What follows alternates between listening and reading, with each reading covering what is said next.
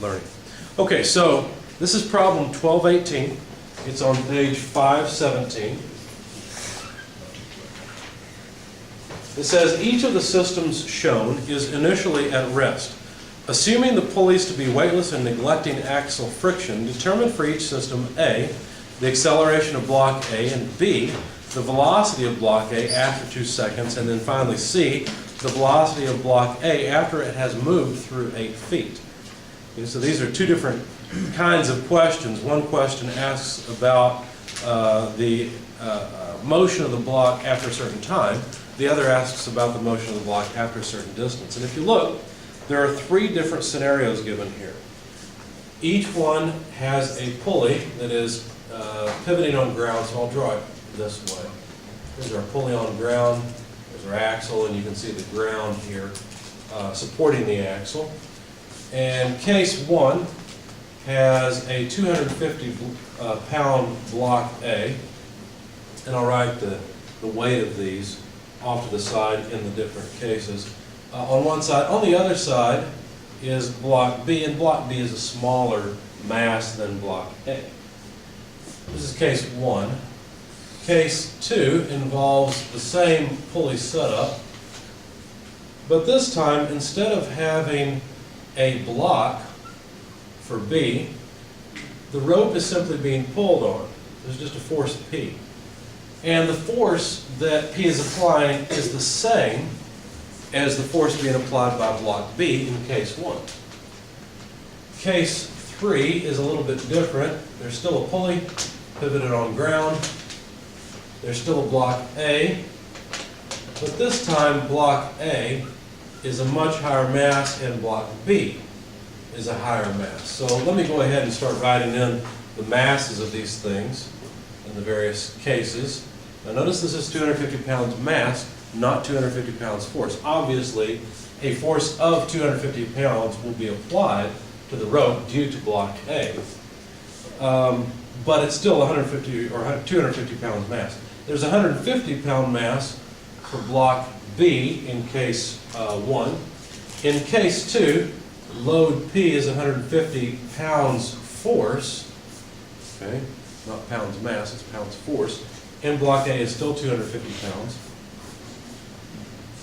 And then for case C, or case 3, it's 1250 pounds mass for block A and 1150 pounds mass for block B. Okay? So here are the various masses in the various cases. Now, let me ask you a question. Do you think there will be any difference between case 1 and case 2? Yes?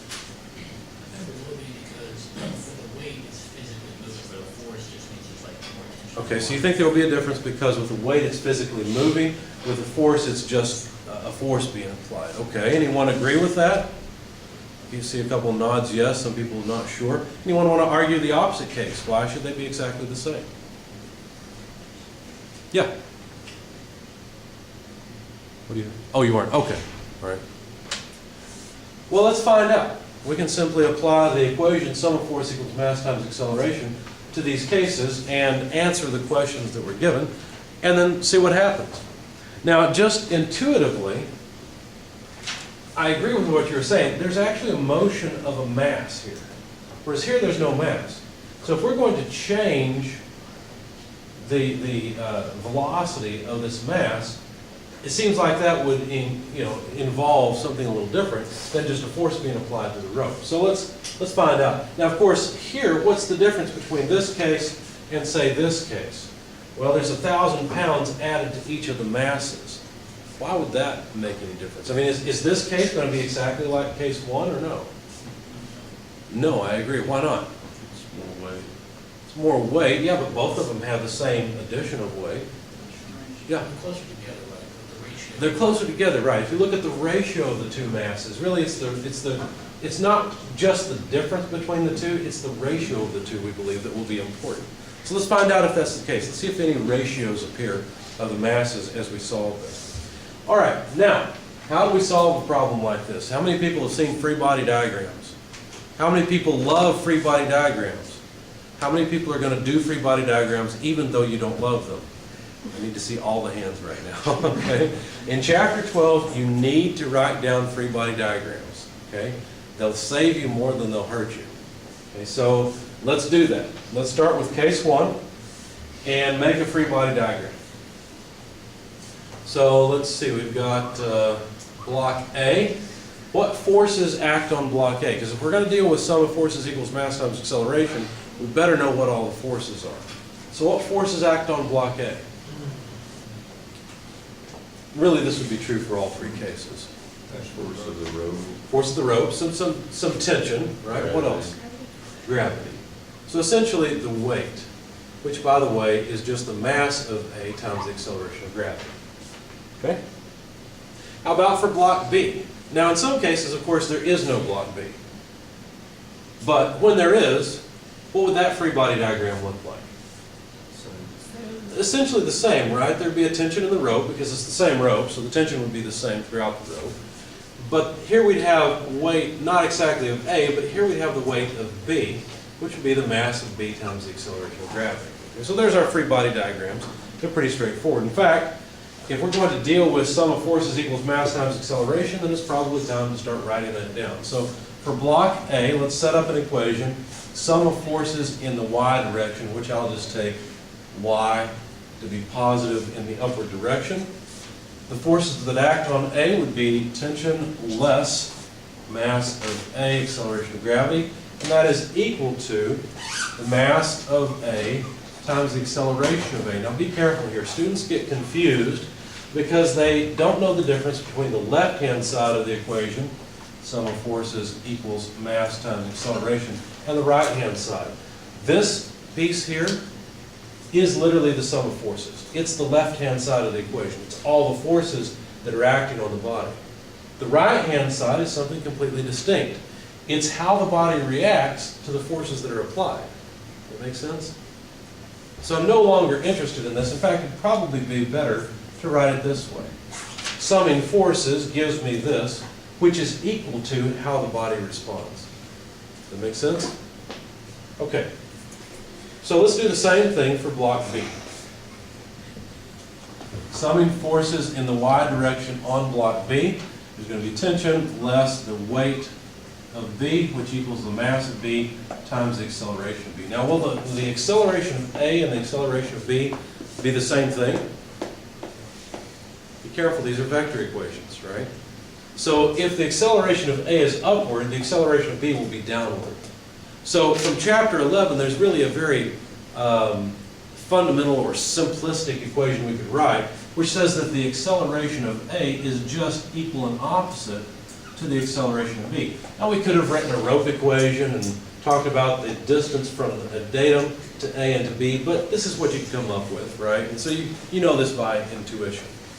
Okay, so this is the chapter 11 piece, and it's very common in chapter 12 that you have to deal not just with sum of force equals mass times acceleration, but also something about the motion that you know. You know that the motion of A and B are constrained to one another.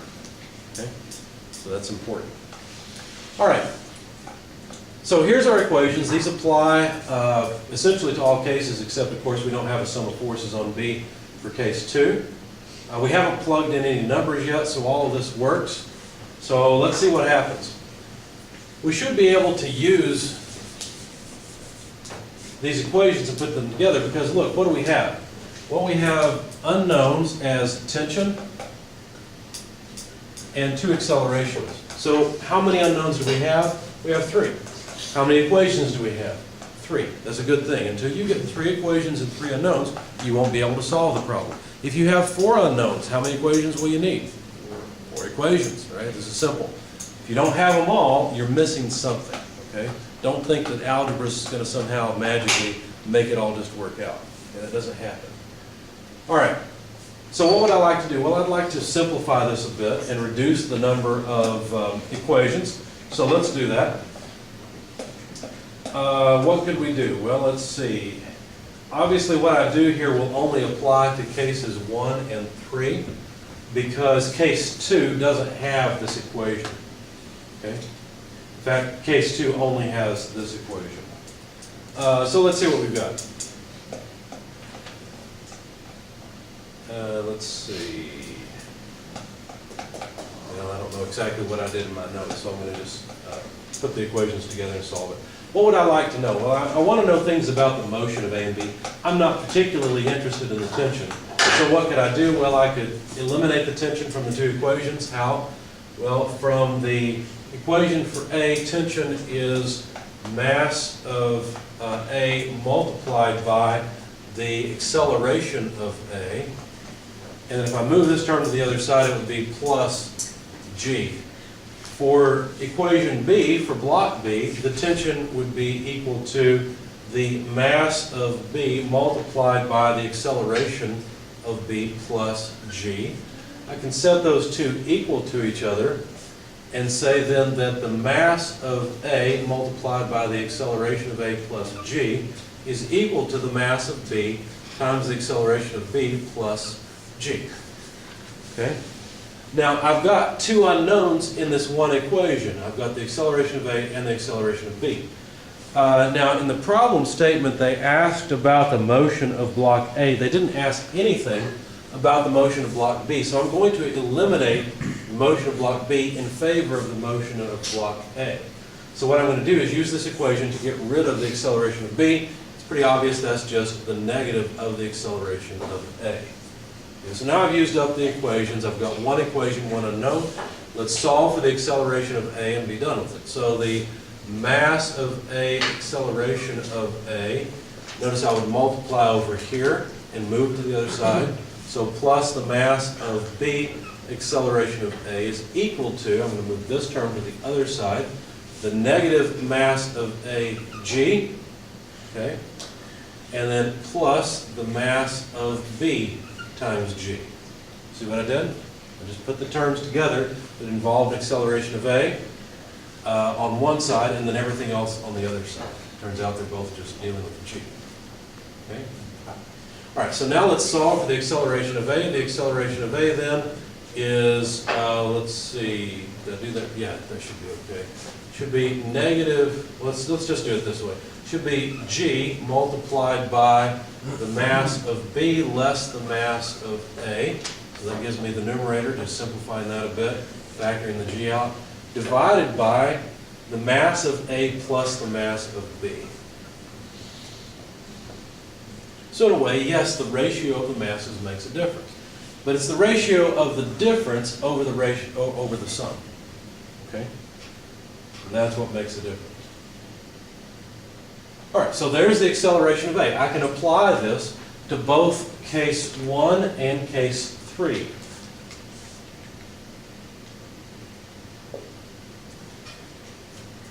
Now, how about case 2? What can I do with case 2? Let's make a note here, because I'm going to erase my figure in just a moment. And this is for case 1 and 3. For case 2, the equation would be a little bit different, because for case 2, all I really have is this equation right here. Well, I've got a problem because I've got an unknown tension and an unknown acceleration. This equation doesn't help me anymore because there is no block B. This equation doesn't help me anymore for the same reason. There's no block B, so it looks like I can't solve it. There's one equation and two unknowns. But there's something that I know. What else do I know about case 2 that I don't know in case 1 and 3? What does this tell me? It tells me the tension in the rope, doesn't it? So the tension in the rope is essentially given in case 2. So if all I'm interested in is the acceleration of A, then for case 2, the acceleration of A is simply the tension in the rope less the mass of A times G divided by the mass of A. Now writing that a little more simply, notice it would cancel in this term. So I would simply have tension over mass of A less G as the acceleration of A for case 2. So here are the equations that I need in order to answer any questions about cases 1, 2, and 3.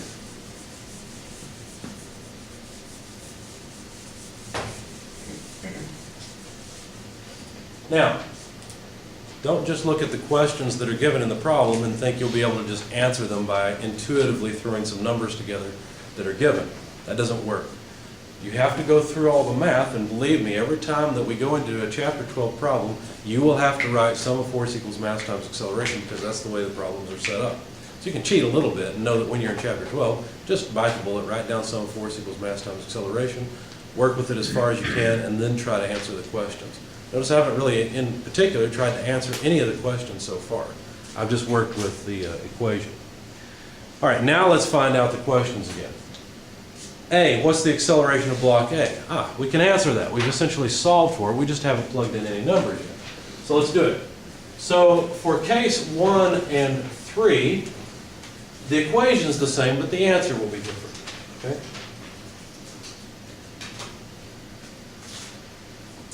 Now, I've set up a table that I think might help a little bit so that we can compare. Let me copy it here. Case number 1, 2, and 3. We have several different pieces of information. We've got the mass of A, we've got the mass of B. Both of those are in pounds mass. 250, 250, 1250. The mass of B is 150, 0 essentially, or not applicable would be even better, so essentially just a dash, and 1150.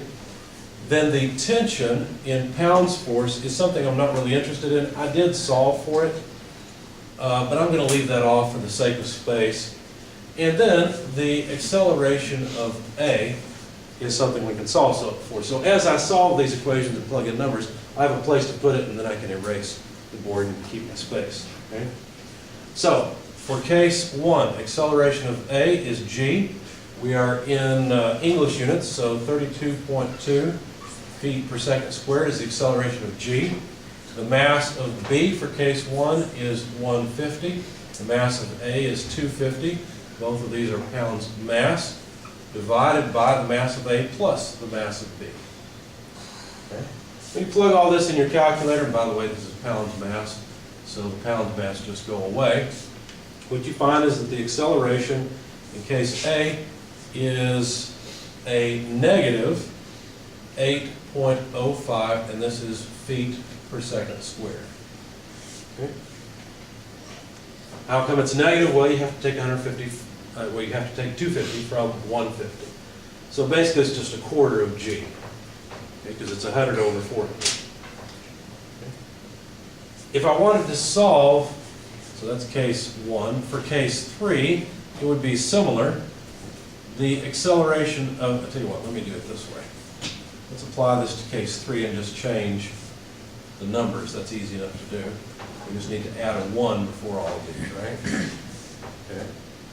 So when you plug in all those numbers, adding 1,000 to each of these, notice in the numerator the 1,000 cancels, but in the denominator it adds.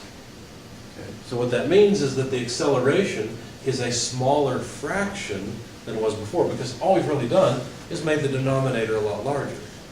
So that makes this overall mass fraction smaller, and means that we get a smaller acceleration. In fact, the acceleration is negative 1.34 feet per second squared, which makes sense intuitively, right? Because if the masses of the two are closer, you would expect it to accelerate at a lower rate. So it makes sense. How about for case 2? Well, case 2 is a little bit different. For case 2, let me leave that actually, for those of you that are copying. For case 2, the acceleration of A has a different equation.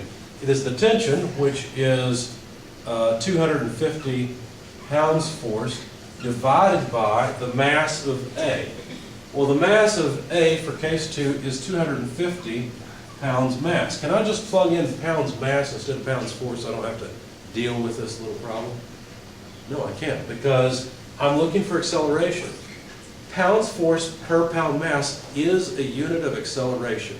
It is not a unit of acceleration that we're used to using, right? But pounds force per pound mass is in fact a unit of acceleration. To get it into something we're used to seeing, I have to use a conversion factor, right? The conversion factor formerly known as G sub C. But it's nothing more than a conversion factor, that's all it is. So let's just go ahead and plug it in. There's 1 pound mass, 32.2 feet per second squared for each 1 pound force. That takes care of the pound force and the pound mass. Okay? So basically all I'm doing here is taking 32.2 as the first term, and then all I have to do is subtract. Let's see, did I do that right? Yeah. All I have to do is, no,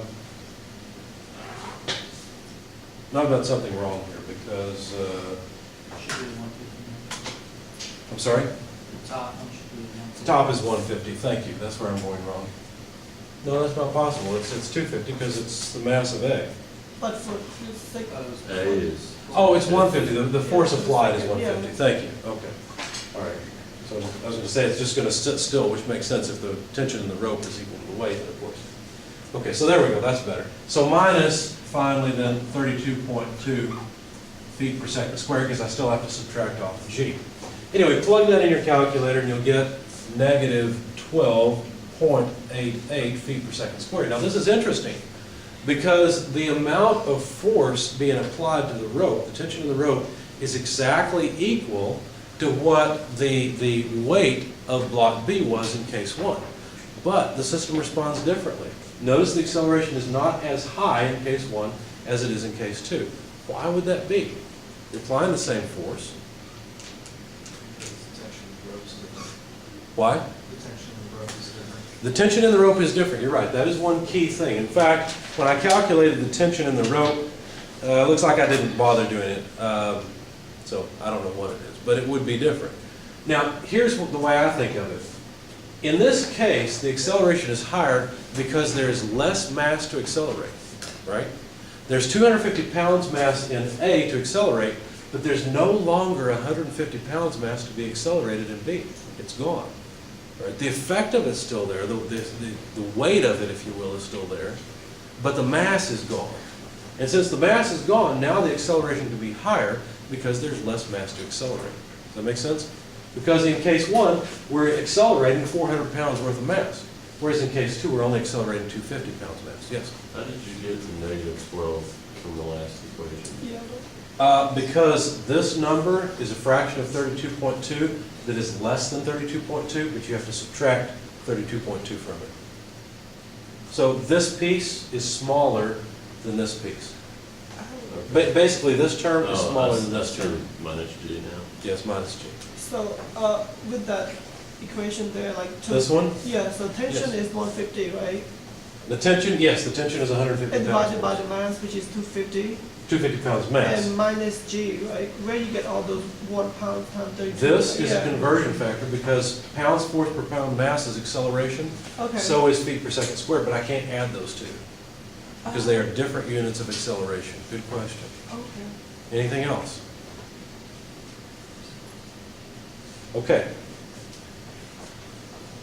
All right, so we've solved the first part of the question. The next part of the question says, let's see, B, find the velocity of block A after 2 seconds. Well, here's the fairly easy part, because now we're really just going back to kinematics. We're going back to chapter 11. Okay, sounds like we're going back to bankruptcy. That's a bad thing. But anyway, so we need another equation. So essentially what we need at this point is an equation that studies motion. These equations, sum of force equals mass times acceleration, which is where these came from, that equation studies how bodies react to forces, right? So now what I want is just to study essentially chapter 11. So if I'm interested in motion now, let me back up. What do you know about the acceleration of A in all 3 cases? There's something special about it? What's that? It's constant, that's right, that's key. Notice I've got one single number. It doesn't depend on time. The acceleration of block A is the same no matter what point in time I look at. So since it's constant acceleration, then I can use the constant acceleration equations, right? In fact, since the question asks me to relate acceleration, actually it asks me to relate velocity to time, what constant acceleration equation can I use to relate those two?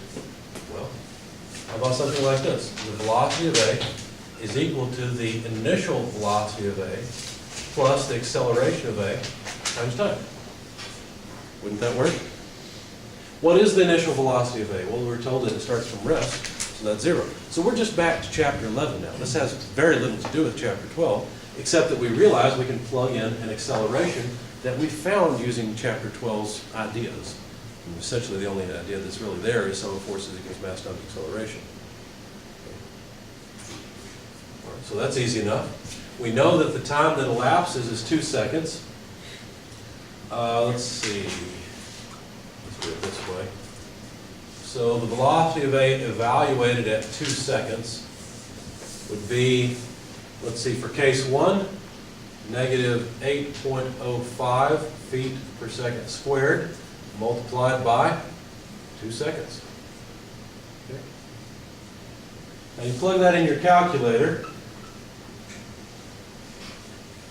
and for case 1, what you'd find is negative 16.1 feet per second. Now it's pretty easy to see that the equation is the same for both case 2 and 3. Why is it the same?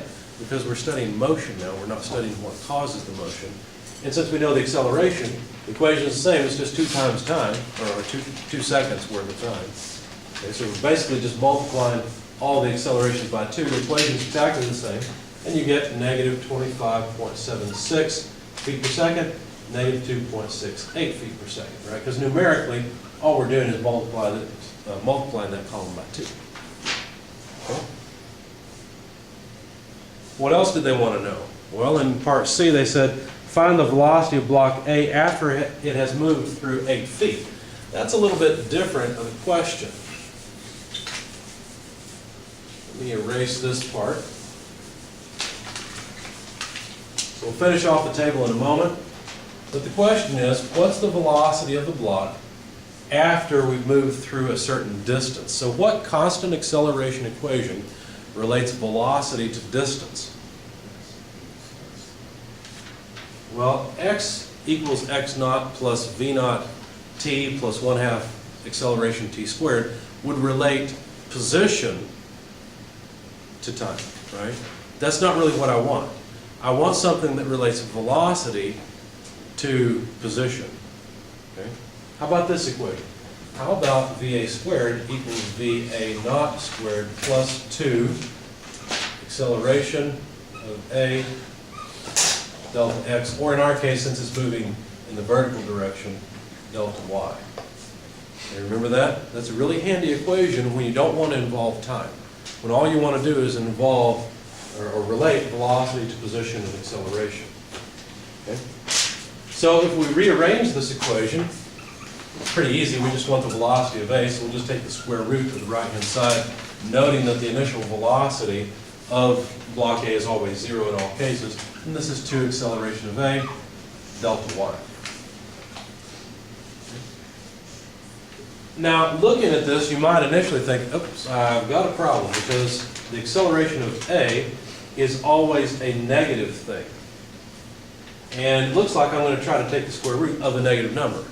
Now, over in EET, that's okay. Over here in MET, that doesn't work. Okay? We don't deal with imaginary numbers. Well, if you get into vibrations, you would. But for this class, we won't take the square root of a negative number. We'll never use I. Okay?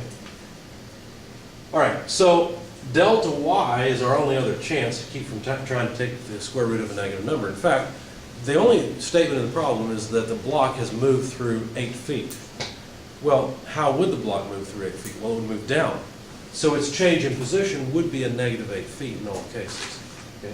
So now let's see what we've got. So for example, for case 1, the velocity of A in case 1 would be the square root of 2 multiplied by the acceleration of A in case 1, which is negative 8.05 feet per second squared, multiplied by a negative 8 feet. I did that wrong. Let me try again. Negative 8 feet. Okay. And the acceleration of A, I'm being sloppy with my units here. Let me try one more time. This would be feet per second squared.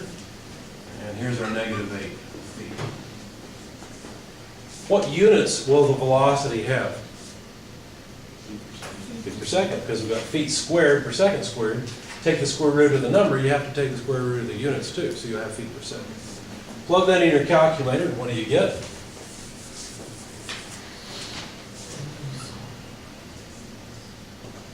Notice this is a different case, right? This is part B, this is part A, this is part C. And so for part C, once you plug these in your calculator, you end up with 11.35 feet per second. Now we have to be careful. We're asked for the velocity of A. And I've given a positive number. Does that make sense? It doesn't make sense. Because notice the acceleration of A is in the negative direction. So the velocity of A had better be